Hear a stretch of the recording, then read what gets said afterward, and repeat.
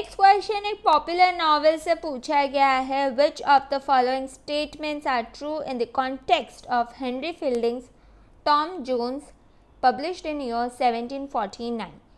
चलिए देखते हैं। A, Tom Jones is comic and moralistic, एकदम करेक्ट है। B, Tom and Jones are the main characters of Tom Jones.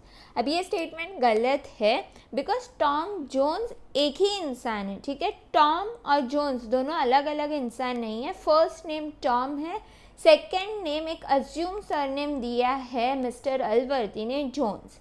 तो Tom Jones एक सिंगल इंसान है, तो ये स्टेटमेंट गलत है। Third, Tom is caught poaching in neighbours game preserve, yes एकदम करेक्ट है। अगर टॉम जोन की आप बुक 3 चैप्टर 2 देखोगे तो ये बात करेक्ट है। टॉम जोन्स और ब्लैक जॉर्ज ये दोनों ही मिलके नेबर्स के वहाँ पर पोचिंग कर रहे थे और दोनों ही पकड़ा गए। अनलकीली ब्लैक जॉर्ज निकल गया पर टॉम जोन्स पकड़ा गया। तो टॉम जोन्स को बहुत ज़्यादा मार पड़ती है, पर टॉम जोन्स कन्फेस करते कि हाँ उन्होंने एक पैट्रिज को किल किया है। पैट्रिज एक टाइप का बर्ड है, उसको किल कर दिया है। तो ये बात एकदम करेक्ट है। फिर D, the history of Tom Jones is the full title of Tom Jones, एकदम करेक्ट है बिकॉज इसका फुल टाइटल है the history of Tom Jones a फाउंडलिंग।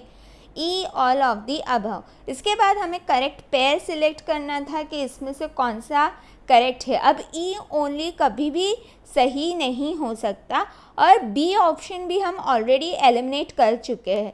तो जो फर्स्ट ऑप्शन और थर्ड एंड फोर्थ ऑप्शन ये ऑलरेडी एलिमिनेट हो जाते हैं, तो इजीली स्टूडेंट आइडेंटिफाई कर सकता है कि A, Tom Jones is comic and moralistic, एकदम करेक्ट है। C, Tom is caught poaching in neighbours game preserve, ये भी करेक्ट है। And D, the history of Tom Jones is full title of Tom Jones, ये भी correct है। तो इससे हमें पता चलता है कि ऑप्शन नंबर 2 इसका करेक्ट आंसर है। नेक्स्ट क्वेश्चन है, which among the following are correct. अब ये क्वेश्चन काफ़ी ज़्यादा इंटरेस्टिंग है क्योंकि एक तरफ दिए गए हैं ऑथर और दूसरी तरफ दिए गए हैं बर्थ प्लेसेस। तो ऑथर और बर्थ प्लेस को मैच करना था और हमें सही पेयर सिलेक्ट करना था कि इनमें से कौन सा करेक्ट है। तो फर्स्ट है जॉर्ज लेमिंग, बारबाडोस, एकदम करेक्ट है। बी, बेन ओकरी नाइजीरिया में बॉर्न हुए हैं, ये भी करेक्ट है। थर्ड, फ्रेड डे एग्युआर, ये बॉर्न हुए थे लंदन मतलब यूनाइटेड किंगडम में, तो ये गलत है, ठीक है। डी, विल्सन हैरिस, ये बॉर्न हुए हैं गुयेना में, ये भी करेक्ट है। और ई, जुल्फिकर घोष, इंडिया, अब ये बॉर्न हुए हैं एक्चुअली पाकिस्तान में, तो ये भी गलत है। तो सी एंड ई ऑप्शन गलत है। तो आपको सही करेक्ट आंसर पहचानना था। तो इसमें से जो करेक्ट आंसर है वो है A, B and D only. तो ऑप्शन नंबर 4 इसमें करेक्ट आंसर है। नेक्स्ट क्वेश्चन कुछ इस तरीके से है कि 2 स्टेटमेंट्स दिए गए थे और हमें आइडेंटिफाई करना था कि कौन सा करेक्ट है और कौन सा इनकरेक्ट है। तो statement 1, the term negative capability was coined bye John Keats. अब जॉन कीट्स ने ये टर्म कॉइन किया है नेगेटिव कैपेबिलिटी, एक लेटर लिखा था उन्होंने इन ईयर 1817। तब ये लेटर उन्होंने लिखा था अपने ब्रदर्स जॉर्ज एंड टॉम को, तब उन्होंने कॉइन किया था ये टर्म नेगेटिव कैपेबिलिटी। तो ये स्टेटमेंट एकदम करेक्ट है। Second, statement 2, while analyzing the term disassociation or sensibility, T.S. Eliot proclaims that Hamlet is an artistic failure.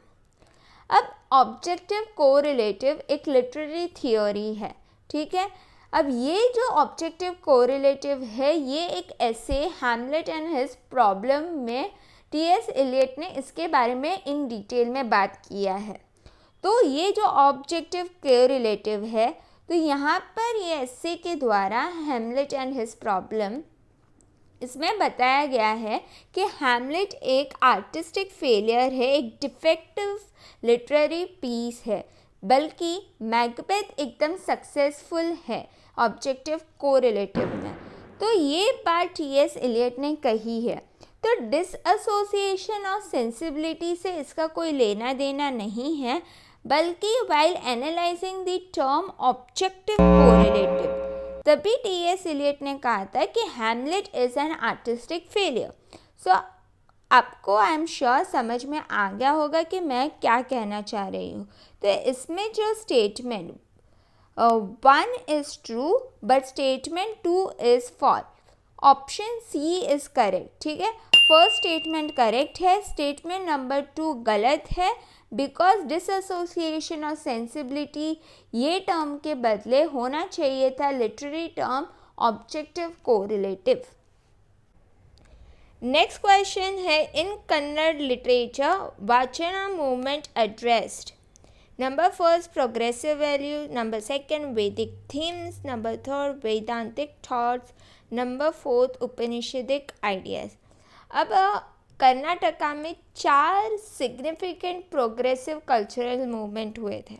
ठीक है, तो फर्स्ट था वाचना, सेकंड था प्रगतिशीला, थर्ड दलिता बांदिया, फोर्थ समुदाय। तो ये चारों ही एक प्रोग्रेसिव कल्चरल मूवमेंट कह सकते हो या progressive literary and cultural movements थे। तो यहाँ पर जो करेक्ट आंसर है वो है प्रोग्रेसिव वैल्यूज, ऑप्शन नंबर 1।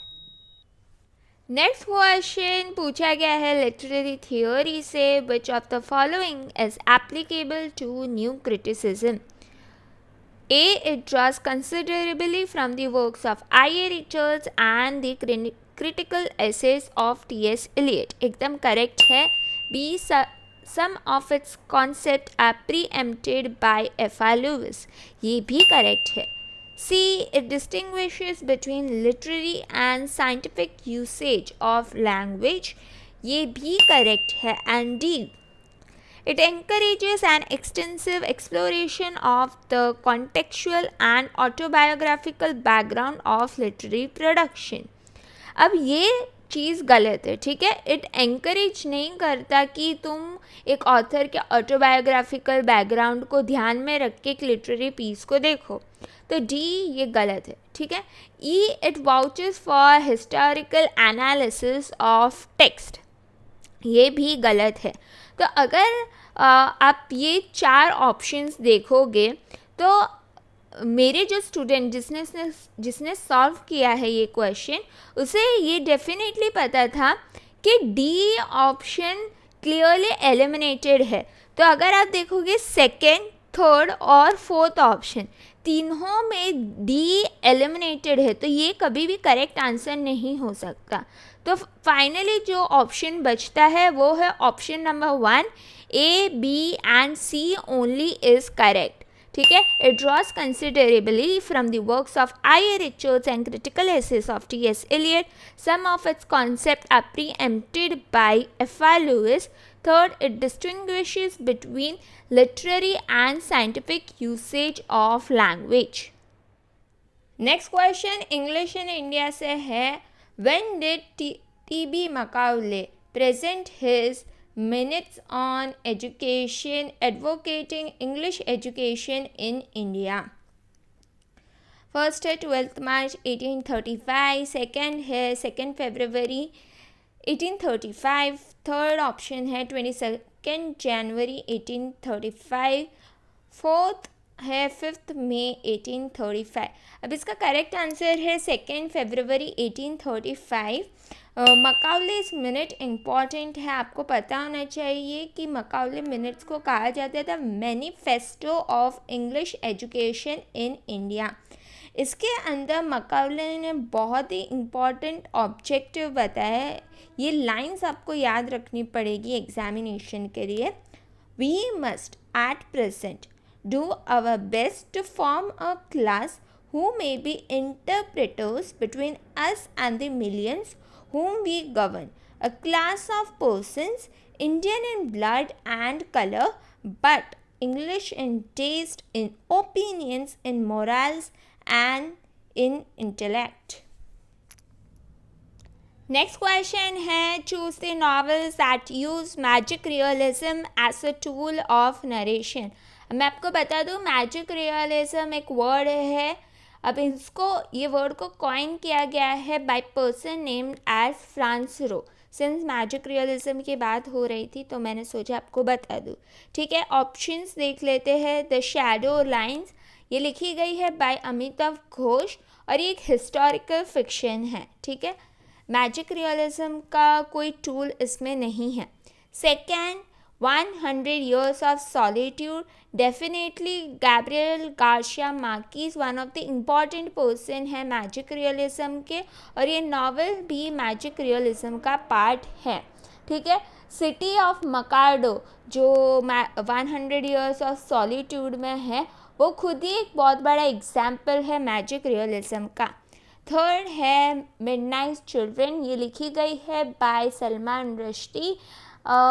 अब यहाँ पर हम सब जानते हैं जो मेन कैरेक्टर है सलीम, उसके पास मैजिकल पावर्स होते हैं जैसे कि टेलीपैथी कर सकता है वो, और एक मैजिकल पावर है उसके पास स्मेल की. तो ये अपने आप में एग्जाम्पल है मैजिक रियलिज्म का. मैजिक रियलिज्म एक जॉनरा है जहाँ पर फैंटेसी और फिक्शन को मिक्स किया जाता है. ठीक है, आगे बढ़ते हैं. बिलावेड, अब ये लिखी गई है by Toni Morrison. Toni Morrison भी एक बहुत बड़ी राइटर है जिन्होंने मैजिक रियलिज्म पे एटलीस्ट 3 वर्क्स लिखे हैं. फर्स्ट है द ब्लूएस्ट आइज, सेकेंड है सॉन्ग ऑफ सोलोमन, थर्ड है बिलावेड. फिर कंथापुरा अगेन ये राजा राव ने लिखी है और यहाँ पर जो जॉनरा है वो है स्थल पुराण की. ठीक है, तो स्थल पुराण इसकी जो मेन जॉनरा है, मतलब लेजेंडरी हिस्ट्री. तो यहाँ पर कोई मैजिक रियलिज्म का कोई टूल यूज़ नहीं किया गया है. तो अब देख लेते हैं कि कौन सा इसमें से करेक्ट पेयर है. तो ऑलरेडी हम एलिमिनेट कर चुके हैं ए और ई को. तो करेक्ट आंसर यहाँ पर आता है option number 2, B 100 years of solitude, C midnight children और D beloved. नेक्स्ट क्वेश्चन है which of the following text coins the slogan Vande Mataram. Number first है Anand Math, second Mrinali, third Durgesh Nandini, fourth Kapil Kundela. अब इसका करेक्ट आंसर है आनंद मठ. अब ये जो वंदे मातरम स्लोगन है एक one of the most popular patriotic poem है. इसका मतलब अगर इंग्लिश में ट्रांसलेट किया जाए तो है मदर आई बो टू दी. ठीक है, और ये जो पोएम है वो लिखी गई है बाय बंकिम चंद्र चैटर्जी. ये पोएम जो है वो पब्लिश करवाई गई थी विद द नॉवल आनंद मठ. मतलब नॉवल आनंद मठ के अंदर ही पोएम लिखी गई थी और दोनों साथ में ही पब्लिश करवाई गई है. और ये वर्क लिखा गया है बाय बंकिम चंद्र चैटर्जी. अब ये पोएम और नॉवल ये पूरी बुक बैन की गई थी by British government. At the next question, which of the following works is set in the backdrop of the religious persecution in Mexico? Number first option is The Power and the Glory. It is written by Graham Greene. Second, For Whom the Bell Tolls, again written by Ernest Hemingway. Third, In Our Time. It is a short story by Ernest Hemingway. Fourth is All of the Above.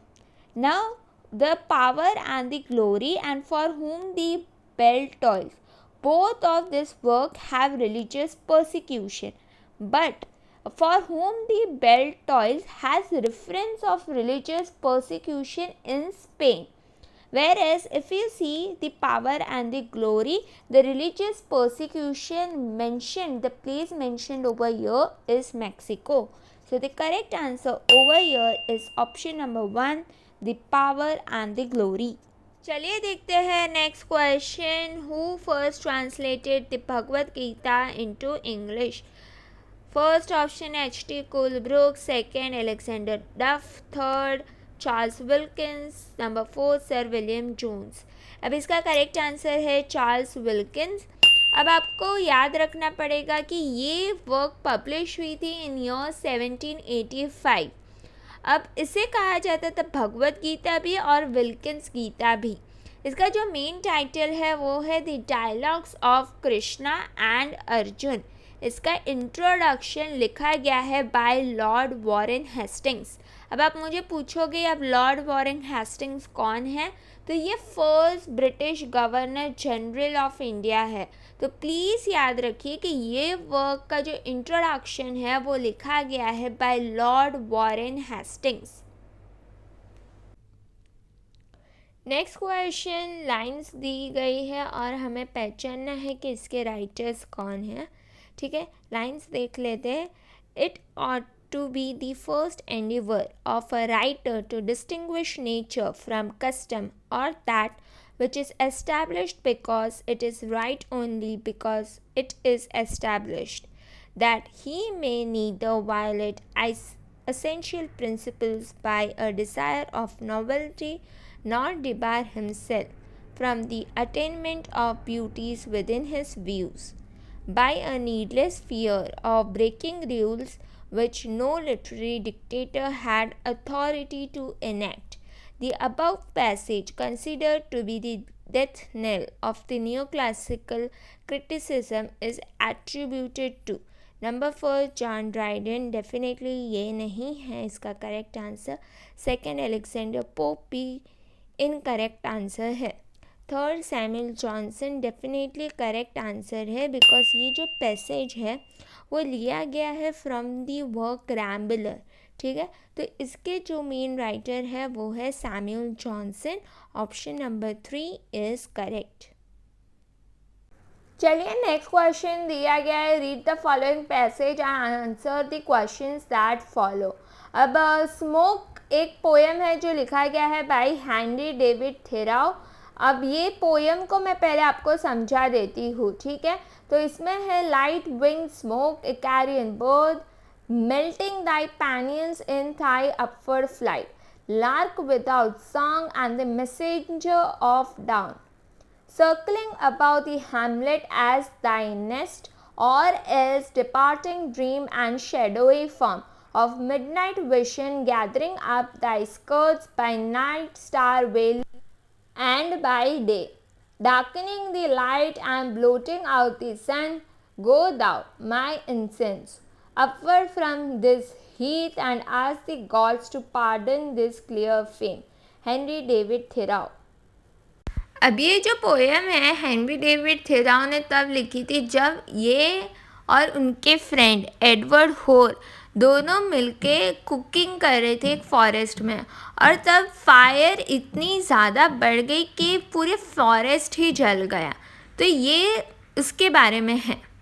अब next question है, which figure of speech is implicit in light wing smoke. First है apostrophe, option में दिया गया है। Second है simile, अब यहाँ पर कोई भी मैं देख नहीं पा रही हूँ कंपैरिजन। थर्ड है ऑक्सीमोरन, यहाँ पे कोई कॉन्ट्राडिक्टिंग वर्ड्स भी नहीं है। फोर्थ है हाइपरबली, मतलब एग्जैजरेशन करना, ये भी यहाँ पर नहीं है। तो जो इसका करेक्ट आंसर है वो है अपॉस्ट्रॉफी। अब आप पूछोगे अपॉस्ट्रॉफी कैसे है, तो मैं आपको बता दूँ। यहाँ पर स्पीकर एड्रेस कर रहा है स्मोक को, और स्मोक एक एब्स्ट्रैक्ट आइडिया है, तो इस तरीके से होता है अपॉस्ट्रॉफी। ठीक है, नेक्स्ट क्वेश्चन है, why does the poet seek pardon from the gods. Number 1, the singing birds disrupt the peace of the forest. Number 2, the earth is full of peace and tranquility. Third, the speaker admits sin of setting the fire. Number 4, the narrator is over enthusiastic. मैं आपको already बता चुकी हूँ कि ये poem Henry David थोराउ ने तब लिखी थी जब ये और उनके फ्रेंड मील बनाने बैठे थे, और उन्होंने फायर को इतना ज़्यादा अनदेखा कर दिया कि पूरा जो फॉरेस्ट है वो जलकर राख हो गया। तो यहाँ पर जो ये पोएम समझाना चाह रहा है उसमें ये करेक्ट ऑप्शन है option number 3, the speaker admits sin of setting the fire. question from the passage is the poem deals with dash. Okay. Number first is fire in the forest. Number second, fire in the city. Number third, fire on the ship. Number four, fire in the village. Now over here the correct answer, as I have explained you already, the correct answer over here is option number 1, fire in the forest.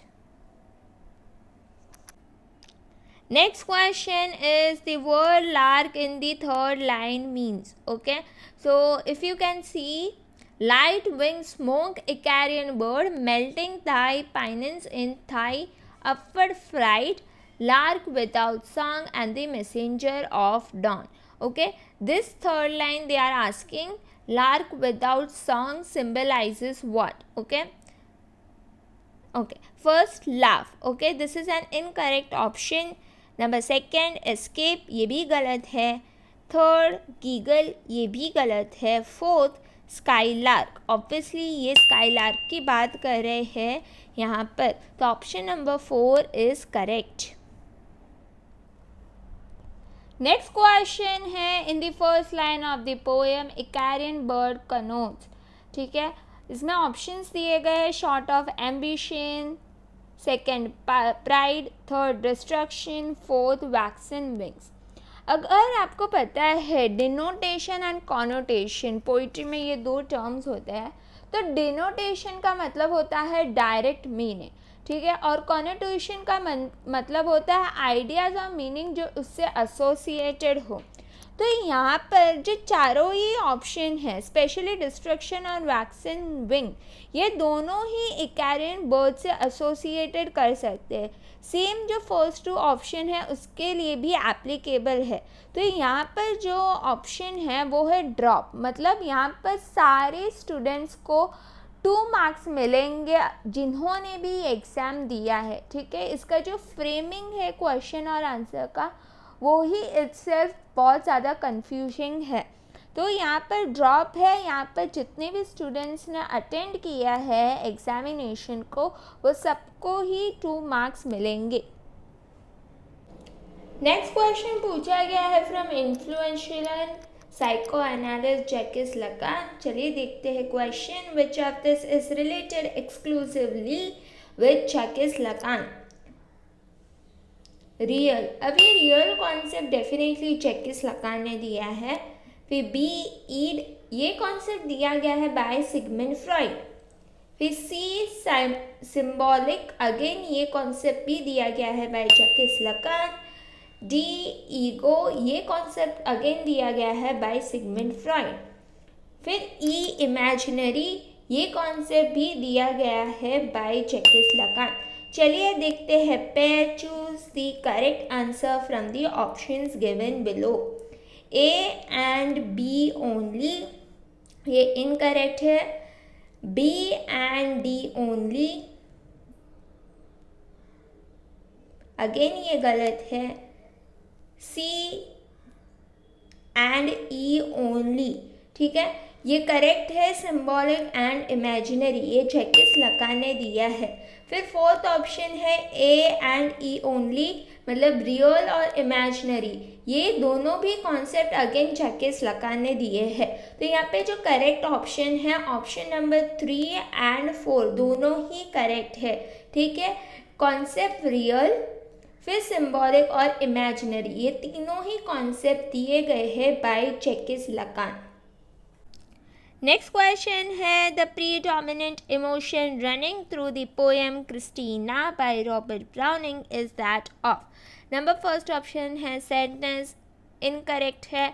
Option number 2 aggression, ये भी incorrect है. Option number 3 love एकदम सही है. ठीक है, यहाँ पर आप देखोगे सॉर्ट ऑफ मिसोजिनिस्टिक व्यूज़ है, मेल ऑब्सेशन देखने मिलेगा अगर आप ये पोएम को डिटेल में पढ़ोगे तो. येस, यहाँ पर जो करेक्ट आंसर है वो है ऑप्शन नंबर 3 लव. क्वेश्चन है, which among the following are true about figures of speech. ठीक है, देख लेते हैं. Figures based on sound, paronomasia एकदम करेक्ट है. ओके, पैरानोमेसिया कह सकते हो एक टाइप का पन होता है, एक जोक होता है. तो अगर आपको पता है तो शेक्सपियर है किंग ऑफ एग्नोमेसिया, ठीक है। Second, figures based on construction, zeugma एकदम करेक्ट है। Then figures based on imagination, irony, अब ये इनकरेक्ट है क्योंकि फिगर्स बेस्ड ऑन इमेजिनेशन होते हैं जैसे कि पर्सोनिफिकेशन, एपोस्ट्रॉफी, हाइपरबली, ये सारे एग्जाम्पल है फिगर्स बेस्ड ऑन इमेजिनेशन, तो ये इनकरेक्ट है, ठीक है। आगे चलते हैं, फिगर्स बेस्ड ऑन एसोसिएशन, कायस्मस, ये अगेन इनकरेक्ट है क्योंकि फिगर्स बेस्ड ऑन एसोसिएशन के एग्जाम्पल्स है सिनेक्टिकी, मेटोनॉमी, एल्यूशन, ठीक है, तो ये भी इनकरेक्ट है। सो ऑप्शन नंबर सी और ऑप्शन नंबर डी दोनों ही इनकरेक्ट है। Let's move ahead, option E, figures based on indirectness, euphemism, ये करेक्ट है, ठीक है, ये बिल्कुल करेक्ट है। अब देख लेते हैं कि कौन सा पेयर इसमें से करेक्ट है। तो मैं आपको ऑलरेडी बता चुकी हूँ कि A, B and E correct है, तो यहाँ पर करेक्ट है option number 1, A, B and E only. चलिए देखते हैं next question, which of the following are applicable to the term carnival. A, it become important through the work of the Russian theorist Mikhail Bakhtin, एकदम correct है because Mikhail बाखतिन एक Russian critic है जिन्होंने term coin किया है कार्निवलेस्क।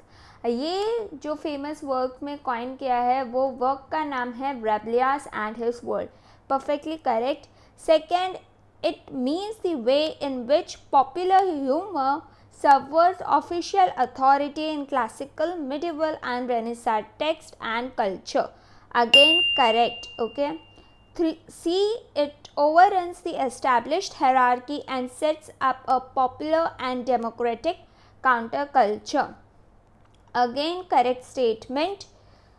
D, it brings out the serious elements in literature, incorrect, okay, it's incorrect. E, it is used as a critical tool for interpretation of poetry, again it is false, okay. So statement D और E दोनों ही गलत है, यहाँ पर जो statement A, B, C एकदम correct है। तो आइए देखते हैं इसका करेक्ट ऑप्शन। तो यहाँ पर पेयर नंबर 1 मतलब ऑप्शन नंबर 1 यहाँ पर करेक्ट है। अब नेक्स्ट क्वेश्चन है, given below are two statement. Statement 1, the Indian English novelists witnessed a warm reception of their writings in Europe and they proliferated well in India during the 1930s and 1940s. ये statement एकदम correct है, ठीक है। Statement number 2, the two world wars ended an overall sense of gloom and civilization crisis across the globe, specially in Europe. अब यहाँ पर जो 2 world Wars बोल रहे हैं वो world war 1 and world war 2 की बात कर रहे हैं, तो ये स्टेटमेंट भी एकदम सही है। तो अब आगे पढ़ते हैं, in light of the above statement choose the correct answer from the option given below. Option number 1, both statement 1 and statement 2 are true, both statement 1 and statement 2 are false. Both statement 1 is true but statement 2 is false. Statement 1 is false but statement 2 is true. अब यहाँ पर correct answer मैं already बता चुकी हूँ, statement 1 and statement 2 दोनों ही correct है। ये साल मैंने नोटिस किया है असर्शन रीजन क्वेश्चन से ज़्यादा 2 स्टेटमेंट्स दिए गए हैं और हमें बताना है कि दोनों सही है या दोनों गलत है, ठीक है। तो ये थोड़ा सा मैंने इस टाइम एक चेंज देखा है। आइए देखते हैं next question, which of the following are representative text of gynocriticism. अब आपको पता होना चाहिए कि ये वर्ड गाइनोक्रिटिसिज्म ये टर्म कॉइन किया गया है बाय एलन शो ऑल्टर, ठीक है। जो बुक में किया गया है वो बुक का नाम है टुवर्ड्स अ फेमिनिस्ट पोएटिक्स। चलिए आगे देखते हैं, Patricia Meyers Spacks the female imagination एकदम करेक्ट है। B, Mary Ellmann's thinking about women incorrect है। C Sandra Gilbert and Susan Gubar's the mad women in the attic, एकदम करेक्ट है। फिर D Ellen Moers literary women, एकदम correct है। Then we have Kate Millett's sexual politics, again ये incorrect है। अब आपको पता होना चाहिए गाइनोक्रिटिसिज्म से रिलेटेड 4 इम्पॉर्टेंट बुक्स, ठीक है। नंबर फर्स्ट है पैट्रिशिया मेयर स्पैक्स की the female imagination. Second Ellen Moers literary women. Third Elaine Showalter की a literature of their own. Fourth Sandra Gilbert and Susan Gubar the mad women in the attic. अगर आपको ये बात पता है तो ये सॉल्व करना काफ़ी ज़्यादा इजी हो जाएगा। तो यहाँ पर जो करेक्ट आंसर है वो है A, C and D only, मतलब ऑप्शन नंबर 4 यहाँ पर करेक्ट है। आइए देखते हैं next question. Which of the following are the premises of post colonial criticism. Number first, it rejects the claims of universalism made in the canonical western literature, एकदम correct है। B, it foregrounds the question of cultural difference and diversity as represented in literary text, एकदम correct है। C, it acts on the principle of peaceful coexistence, नहीं ये तो गलत है, ठीक है। D, it celebrates hybridity and cultural polyvalency, ये भी करेक्ट है। E, it resists any attempt at homogenization based on race, class and nationality, ये भी करेक्ट है, ठीक है। तो यहाँ पर चूज़ करना था इसमें से कौन सा करेक्ट आंसर है, तो यहाँ पर जो करेक्ट आंसर है वो है option number 2, A, B, D and E only. चलिए देखते हैं next question. The concept of eugenics finds its illustration predominantly in the writings of A, John Osborne, incorrect है। बी, जॉर्ज बर्नार्ड शॉ, एकदम correct है। C, Eugene O'Neill, correct है। D, Harold Pinter, incorrect है। E, Arthur Miller, ये भी incorrect है। तो यहाँ पर जो करेक्ट आंसर है वो है बी एंड सी ओनली। अब आपको पता होना चाहिए कि सर फ्रांसिस गेल्टन, उनको माना जाता है एज फादर ऑफ यूजेनिक्स। अब ये यूजेनिक्स क्या है? यूजेनिक्स एक स्टडी है। अब यूजेनिक्स एक कॉन्सेप्ट है जहाँ पर कहते हैं कि अगर आपको बहुत इंटेलिजेंट ऑफस्प्रिंग चाहिए तो उसके लिए आपके जो पेरेंट्स हैं, मतलब एक फ़ीमेल और एक मेल जो बहुत इंटेलिजेंट है, जो बहुत ज़्यादा स्ट्रांग है, स्मार्ट है, उनको मेट करना चाहिए और वैसे वो एक इंटेलिजेंट, स्ट्रांग और स्मार्ट ऑफस्प्रिंग प्रोड्यूस कर सकते हैं। तो ये है कॉन्सेप्ट ऑफ यूजेनिक्स। एग्जाम्पल्स देती हूँ मैं यूजेनिक्स से रिलेटेड वर्क का। फर्स्ट है जॉर्ज बर्नार्ड शॉ की मैन एंड सुपरमैन। सेकंड है यूजिन ओनेल का एक ऐसे secrets of strange interludes. Again है statement question given below are two statement. Statement 1. Roland Barthes believes that the author is the epitome and culmination of capitalist ideology. अब ये statement एकदम accurate है, एकदम right है, ठीक है। अब रोलैंड बार्थ्स ने जब पब्लिश की थी death of author in year 1967, उस टाइम पे उन्होंने डिस्क्राइब किया था ऑथरशिप को as the quote, the epitome and culmination of capitalist ideology, ठीक है। Walter Benjamin in his The storyteller observes that every real story has something useful in it. Again ये statement भी accurate है, एकदम correct है। चलिए देखते हैं आगे। In light of the above statement, choose the correct answer from the options given below. तो अगर आप देखोगे option number 1, both statement 1 and statement 2 are true, ठीक है, ये राइट है। यहाँ पे जो करेक्ट आंसर है वो है option number 1। Both statement 1 and statement 2 are true.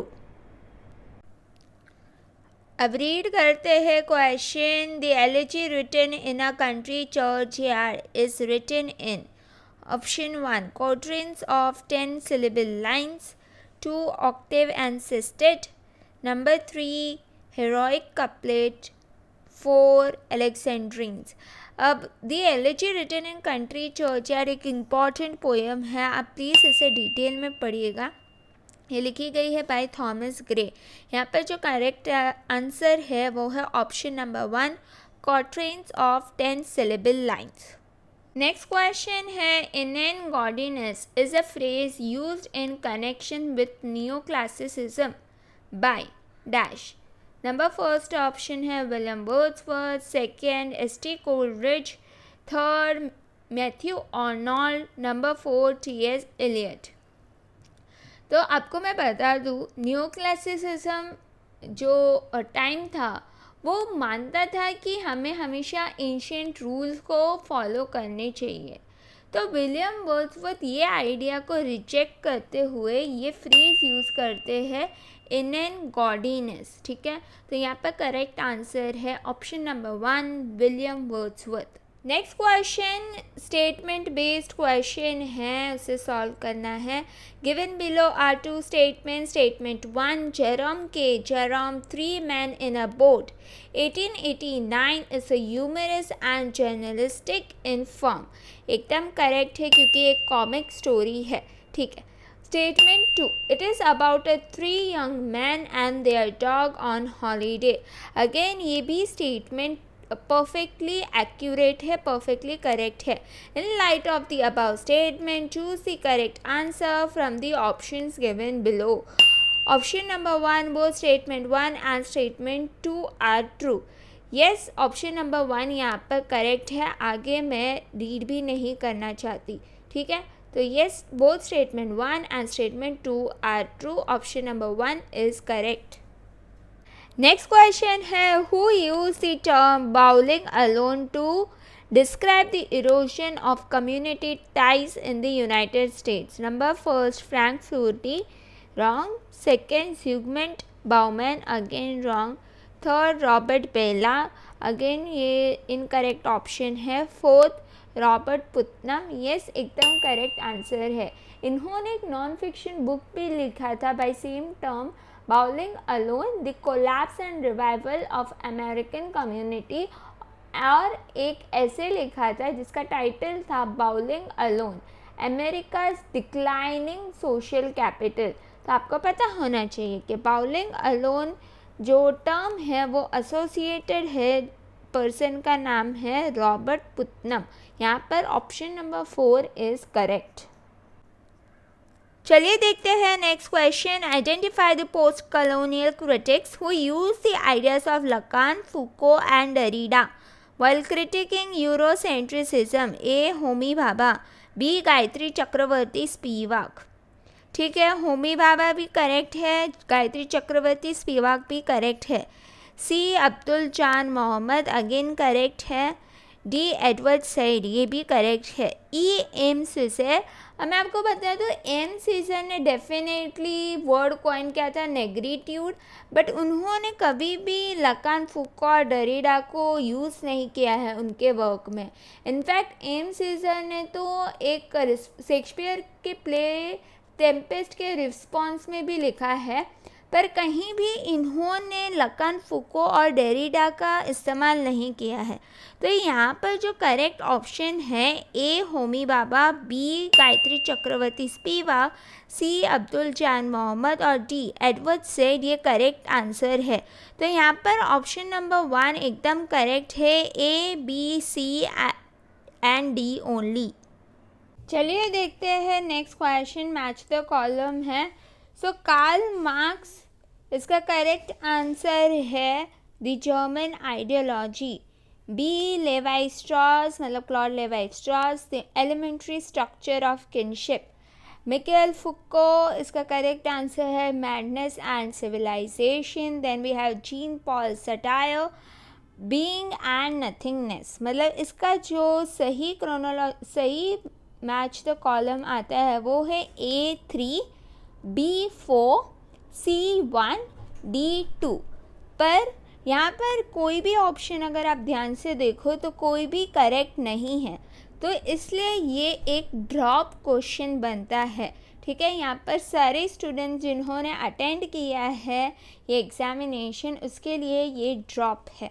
ठीक है, चलिए देखते हैं next question. Gabriel Garcia Marquez postscript to the general in his labyrinth about Simon Bolivar last and terrible journey to the Caribbean coast of Nueva Granada in 1830 is one of the finest examples of dash। ठीक है, पहले ही person Simon बॉलिवर के बारे में मैं आपको बता दूं। साइमन बॉलिवर एक हिस्टोरिकल फिगर है जो बहुत ज़्यादा फेमस थे और वन ऑफ द जनरल्स थे ऑफ साउथ अमेरिका। अब गैब्रियल गार्सिया मार्केज के एक फ्रेंड थे जिनका नाम था एल्वेरो म्यूटिस। ठीक है, इन्होंने लिखी थी बुक ऑन साइमन बॉलिवर। तो जब ये अनफिनिश्ड नावल पढ़ी गैब्रियल गार्सिया मार्केज ने, तो उन्होंने भी सोचा कि चलो मैं भी बॉलिवर के बारे में लिखता हूँ एक नावल। तो बॉलिवर की लाइफ के बारे में गैब्रियल गार्सिया मार्केज लिखते हैं और वो बुक का टाइटल होता है द जनरल इन हिज लिब्रिंथ। ठीक है, तो आई एम श्योर आप क्लियर हो कि ये स्टेटमेंट का मतलब क्या है। चलिए आगे देखते हैं। Reading archive and using its contents. Number 2, processing archival information for theoretical judgement. Number 3, irrelevance of archive for an artist. Number 4, a novelist getting misguided by the archive. तो यहाँ पर जो करेक्ट आंसर है वो है option number 1, reading archive and using its contents. Next, what are the points of convergence between Derrida and bards?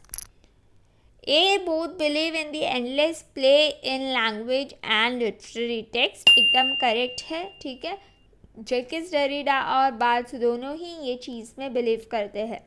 Second, both conclude that a meaning of a text is not final. ये भी correct है। Both construe that language has a retrospective power. नहीं, ये बात सही नहीं है। ठीक है, तो ऑप्शन नंबर सी इनकरेक्ट है। D, they believe that no meaning is reliable. Again ये भी करेक्ट है, ये स्टेटमेंट भी राइट है। E, they believe that the relationship between words, meanings and text are intrinsic to meaning rather than word itself. एकदम correct है। ठीक है, choose the correct answer from the options given below. तो अगर आप देखोगे option number 1, A, B, D and E only, yes obviously ये correct है। ठीक है, option number A, B, D and E only, मतलब ऑप्शन नंबर 1 यहाँ पर राइट है। आइए देखते हैं next question. Given below are 2 statement. अभी ये अपडेटेड वर्जन है ट्रू एंड फॉल्स का। चलिए देखते हैं। Statement 1, the theatre was at a greater popularity in 18th century England. अब मैं आपको बता दूँ, यहाँ पर पॉपुलैरिटी नहीं था बल्कि ड्रामा डिक्लाइन हो रहे थे 18th सेंचुरी में। तो एक जनरल डिक्लाइन आप देखोगे 18th सेंचुरी में। इसके कई सारे वजह है, पर मैं आपको ऐसे 3 मेजर फैक्टर्स बताऊंगी, 3 मेजर रीजंस बताऊंगी कि ड्रामा डिक्लाइन में क्यों थे। फर्स्ट था दी राइज ऑफ नावल। अब इस टाइम पे ड्रामा डिक्लाइन हो रहे थे 18th सेंचुरी के समय पे, क्योंकि नावल पॉपुलैरिटी गेन कर रही थी। बहुत ज़्यादा लोग ये नावल का क्रेज़ चल रहा था उस समय पे। ठीक है, सेकेंड वजह ये थी lack of support from the king and queen.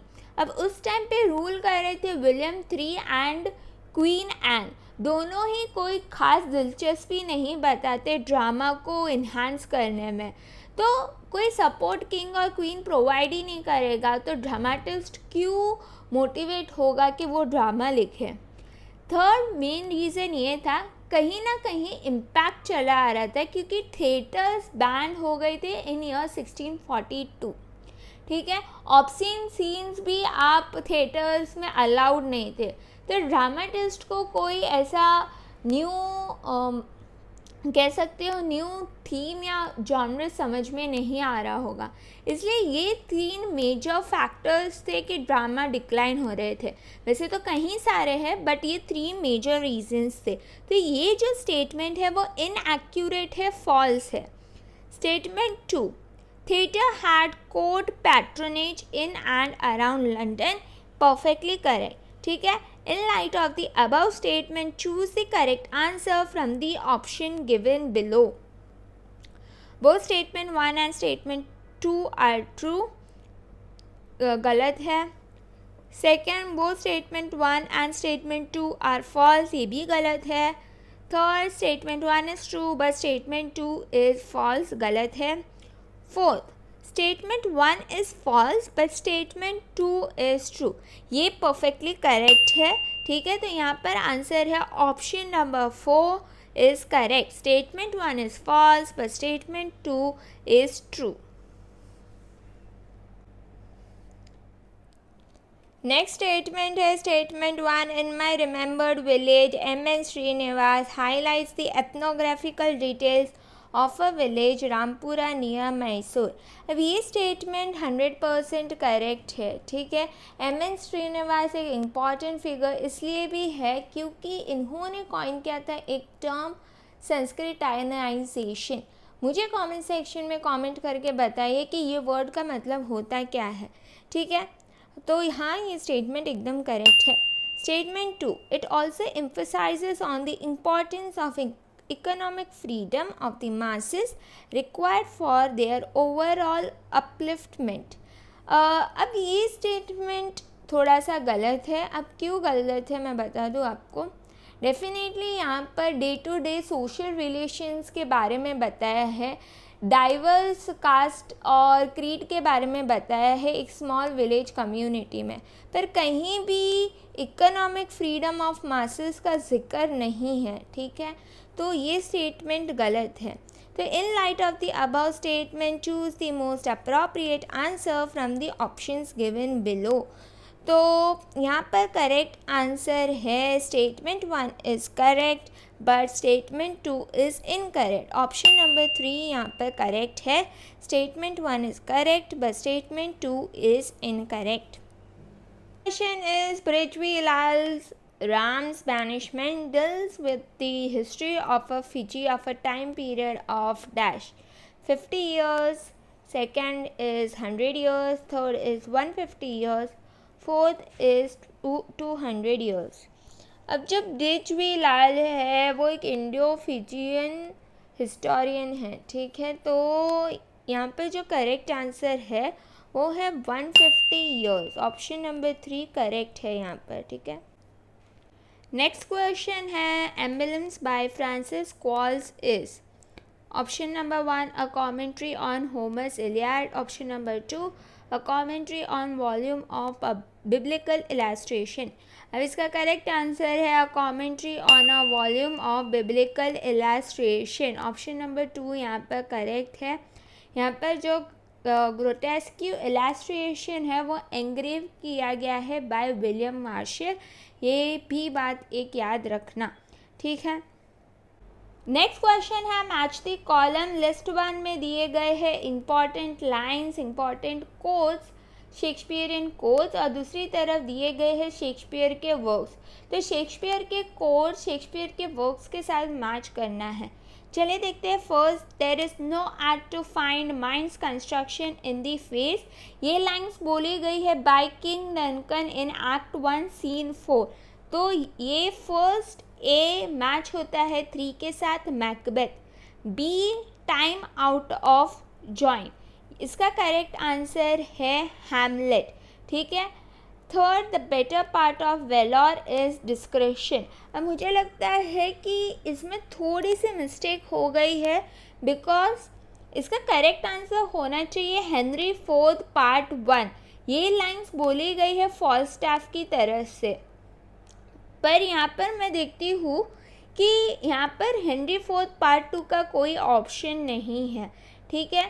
तो नेवरदलेस मैं इसको 12th नाइट अभी दे रही हूँ, क्योंकि उन्होंने आई गेस इनकरेक्टली मैच किया है। D my kingdom for horse, ये लाइन्स है फ्रॉम रिचर्ड 3।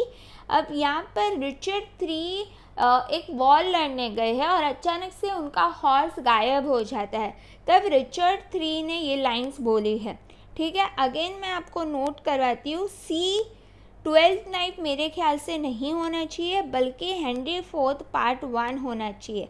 पर फिर भी बाकी जो A B D correctly match हो रहे हैं, तो आप उनके सिंक के साथ जाओ तो आता है करेक्ट आंसर ऑप्शन नंबर 2, जहाँ पर A3 B1 C4 D2 correct answer होगा, ठीक है। नेक्स्ट है women of Palestine, published in year 1982, an Indian woman in struggle, published in 1980, deal with। अब पहले मैं आपको बता दूँ, वुमेन ऑफ पैलेस्टीन एक सब टाइटल है, इसका पूरा नाम है we shall return women of Palestine. ये बुक लिखी गई है बाय एंजेला पेंट। बाद में इंडियन वुमेन इन स्ट्रगल, ये भी एक सब टाइटल है, ठीक है। गेल ओमविथ ने एक बुक लिखी थी जिसका नाम था we will smash this prison, Indian women in struggle. तो ये है, उसके बारे में क्वेश्चन पूछा गया, ठीक है। Women's religious and familial issues. Number 2, female militancy and political involvement. 3, women struggle at their workplace। 4, women's reproductive right। इसका करेक्ट आंसर है female militancy and political involvement, option number 2 यहाँ पर करेक्ट है, ठीक है। Below are two statements. Statement 1, the best poetry will be found to have a power of forming, sustaining and delighting us as nothing else can, ठीक है। Statement 2, no man has ever been a great poet without being at the same time a great critic। अब ये दोनों lines आप ध्यान से पढ़ो तो आपको लगेगा कहीं तो देखी हुई लाइंस है, ठीक है। तो जो फर्स्ट लाइंस है वो मैथ्यू आर्नल्ड ने द स्टडी ऑफ पोइट्री में कहा है, the best poetry will be found to have a power of forming, sustaining and delighting us as nothing else can. अब आते हैं स्टेटमेंट 2। ये लाइन्स है, no man was ever yet a great poet without being at the same time a profound philosopher। ये lines बोली गई है by Samuel Taylor Coleridge in the work Biographia Literaria. But अगर आप देखोगे स्टेटमेंट 2 में एक चीज़ गलत दी हुई है, यहाँ पे लिखा हुआ है ग्रेट क्रिटिक, पर होना चाहिए profound philosopher, ठीक है। तो स्टेटमेंट 1 इज़ करेक्ट, एकदम एक्यूरेट है, एकदम ट्रू है, पर जो स्टेटमेंट 2 है वो फॉल्स है, ठीक है। In light of the above statement choose the correct answers from the option given below. Option 1, both statement 1 and statement 2 are true. Second, both statement 1 and statement 2 are false. 3, statement 1 is true but statement 2 is false. ये correct answer है, ठीक है। Option number 3 is correct, statement 1 is true but statement 2 is false. Again एक statement based question है, given below are two statements. Statement 1, according to Michel Foucault, the French Revolution created ground for the birth of the clinic. Statement 2, Foucault mentions that the doctor started caring for the body of the patients the way priest cared for the soul of the sinners। अब दोनों ही statement correct है, ठीक है। In light of the above statement choose the correct answers from the options given below. Both statement 1 and statement 2 are true. Option number 1 यहाँ पर correct है। आइए देखते हैं next question, which of the following statements hold true with respect to Alexander Pope's essay on criticism. अब आपको पता होना चाहिए ऐसे ऑन क्रिटिसिज्म में 3 इम्पॉर्टेंट कोट्स है। फर्स्ट है, to err is human, to forgive is divine, a little learning is a dangerous thing. Third one is fools rush in where angels fear to tread. अब ये actually एक 3 part poem है जहाँ पर pope प्रस्तुत करते हैं अपनी विचार कि एक अच्छे क्रिटिक के पास कौन सी क्वालिटीज़ होनी चाहिए, ठीक है, रूल्स और एटिकेट्स जो उसको फॉलो करने चाहिए। It is an inquiry into nature and value of poetry. ये इनकरेक्ट है क्योंकि ऑलरेडी अलेक्जेंडर पोप डेफिनेटली बोलते हैं कि फॉलो नेचर, पर कहीं भी ये बात नहीं कही है। Second, it presents a series of generalization about good taste. ये भी करेक्ट है। C, it explores the challenges of impartial and just criticism. Again ये भी सही है। D, it underlines the traits of good critic. मैं ऑलरेडी बता चुकी हूँ कि अलेक्जेंडर पोप ने ये वर्क यही सोच के लिखा था कि वो एक रूल्स, एक गाइड बुक दे सके क्रिटिक को, तो यस ये करेक्ट है। E, it critically reflects on Plato's rejection of poetry. ये इनकरेक्ट है, ठीक है। तो यहाँ पर जो करेक्ट पेयर आता है वो है B, C and D only. It presents a generalization about good taste. It explores the challenges of impartial and just criticism. It underlines the traits of the good critic. Option number 4 यहाँ पर correct है। Which among the following is a short story by the Booker Prize winner Geetanjali Shri? ठीक है, first है खाली जगह, second हमारा शहर उस बरस, थर्ड बेलपात्रा, फोर्थ मई। अब यहाँ पर करेक्ट आंसर है बेलपात्रा, ठीक है। ऑप्शन नंबर 3 करेक्ट है। अब ऑथर गीतांजलि श्री ने एक इतिहास रच दिया था क्योंकि ये पहली ऐसी हिंदी ऑथर थी जिन्होंने इंटरनेशनल बुकर प्राइज़ विन किया था। थोड़ी देर पहले ये काफ़ी ज़्यादा न्यूज़ में भी थी क्योंकि इन्होंने इंटरनेशनल बुकर प्राइज़ जीता था अपनी नावल टूम्ब ऑफ सैंड के लिए, तो प्लीज़ ये बात नोट करना। अब नेक्स्ट क्वेश्चन है, sir David Lindsay satire of the 3 estates is both. Number first option political and religious, number second political and secular, third immoral and secular, fourth immoral and religious। यहाँ पर correct answer है option number 1 political and religious. ये one of the satirical morality play है। Sir David Lindsay एक important Scottish Chaucerian है। मैंने Scottish Chaucerians, English Chaucerians and Chaucer society पर detail video बनाई है। काफ़ी क्वेश्चन यूजीसी नेट से बन जाएंगे, तो प्लीज़ जाके वो वीडियो भी ज़रूर देखना। ये देखते हैं क्वेश्चन जैकेस डेरिडा पर, जो एक फ्रेंच फिलोसोफर है और इन्होंने कॉन्सेप्ट दिया था डीकंस्ट्रक्शन पर, ठीक है। Statement 1, Derrida mentions that an aesthetic discourse always involves values and interest independent from a pure and neutral aesthetic realm.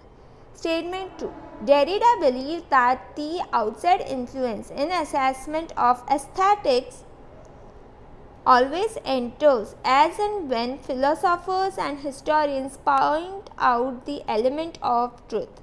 In light of the above statement, choose the correct answers from the options given below.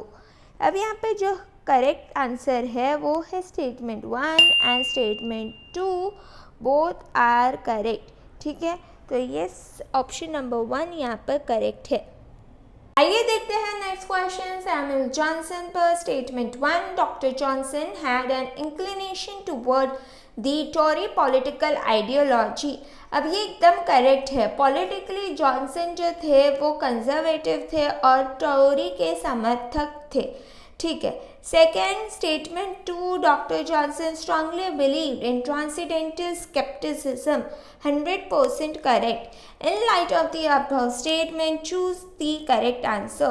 Already मैं आपको बता चुकी हूँ statement 1 and statement 2 दोनों ही true है, एकदम accurate है. So correct answer यहाँ पर है option number 1. Both statement 1 and statement 2 are correct. Question है The Voyage and Travel of Sir John Mandeville was written in dash. The first option है Queen's English, second Northumbrian dialect, third Midland dialect, fourth Konkani. अब यहाँ पर correct answer है Midland dialect. Option number 3 correct है. आइए देखते हैं next question. Which of the following are true in the context of phenomenology. अब फिनोमेनोलॉजी एक कॉन्सेप्ट है जिनके फाउंडर है एडमंड हसरेल.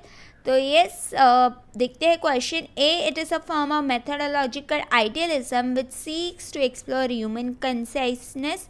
एकदम करेक्ट है. B. As a philosophical method it was developed by Edmund Husserl. Again ये भी करेक्ट है. Martin Heidegger is one of its leading philosophers. ये भी करेक्ट है. इनफैक्ट एडमंड हसरेल टीचर थे मार्टिन हिडेगर के, तो ऑब्वियसली वो इनके पार्ट भी थे. फिर D. Martin Heidegger's approach is एसेंशियलिस्ट. अब ये स्टेटमेंट गलत है. क्यों गलत है मैं बताती हूँ. मार्टिन हिडेगर अप्रोच इज़ एसेंशियलिस्ट के बदले होना चाहिए था एग्जिस्टेंशियलिस्ट. ठीक है, तो प्लीज़ ये देख लेना, ये स्टेटमेंट रॉन्ग है, इनकरेक्ट है, इनएक्यूरेट है.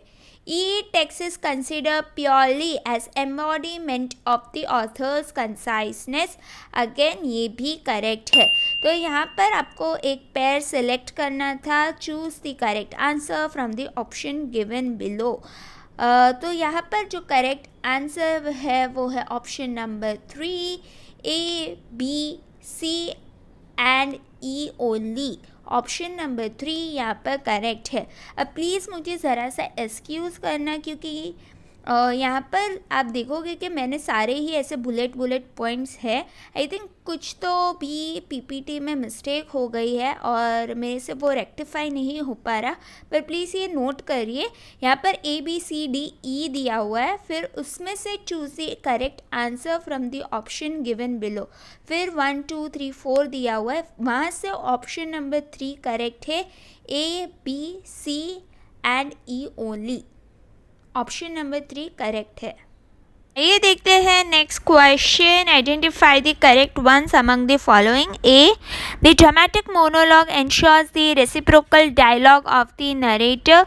अब ड्रामेटिक मोनोलॉग एक लिटरेरी फॉर्म है जहाँ पर राइटर कैरेक्टर की वॉइस लेकर बोल रहे होते और कोई भी रेसिप्रोकेशन नहीं होता, मतलब विदाउट इंटरप्शन स्पीकर बोलता है.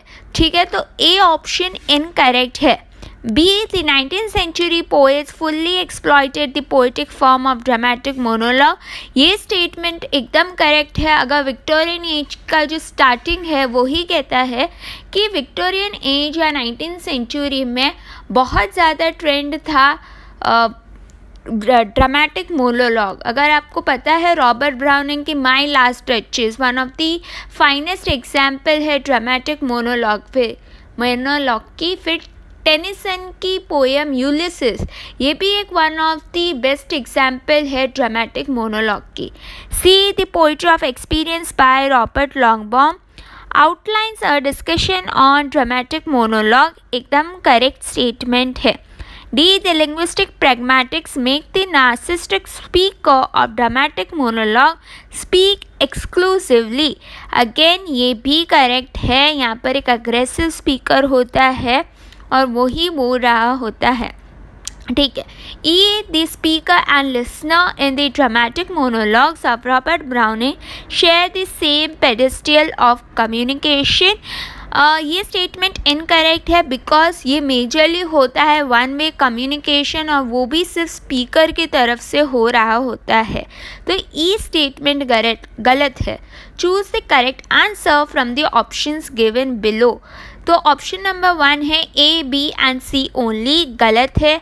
2 option number B, C and D only, ये करेक्ट है। ठीक है, ऑप्शन नंबर 2 करेक्ट है, B, C and D only. Question है, the aboriginal Australian poet Oodgeroo Noonuccal in her poem We Are Going examines the impact of colonial conquest on aboriginal Australians with reference to A, loss of Bora ground, एकदम correct है। B, loss of aboriginal identity, ये भी correct है। C, loss of new education, ये incorrect है। D, loss of primitive culture, ये भी correct है। E, none of the above. तो choose the correct answer from the options given below. तो फर्स्ट है A, B and D only, yes ये एकदम सही है। ऑप्शन नंबर 1 करेक्ट है, A, B and D only. A, loss of Bora ground, B, loss of aboriginal identity, D, loss of primitive culture सही option है। अब ये poetry important इसलिए भी है क्योंकि ये फर्स्ट बुक ऑफ पोइट्री है जो पब्लिश की गई थी बाय अब ओरिजिनल ऑस्ट्रेलियन वुमेन पोएट। ठीक है, तो प्लीज़ याद रखना कि 1964 में ये पोइट्री एंथोलॉजी पब्लिश हुई थी और ये फर्स्ट अब ओरिजिनल वुमेन ने पब्लिश करवाई थी। और जो ये लॉस ऑफ बोरा ग्राउंड है, ये बोरा ग्राउंड का मतलब है एक सेक्रेड लैंड था है ऑस्ट्रेलिया में, जहाँ पर ट्रेडिशनली बहुत सारी सेरेमनीज होती थी। उम्मीद है कि आपको सेशन पसंद आया होगा। सेशन पसंद आया है तो लाइक, शेयर और सब्सक्राइब करना ना भूलें। आप मुझे इंस्टाग्राम और फेसबुक पे भी फॉलो कर सकते हो। Previous year question paper solve करना बहुत ज़्यादा बेनिफिशियल रहेगा।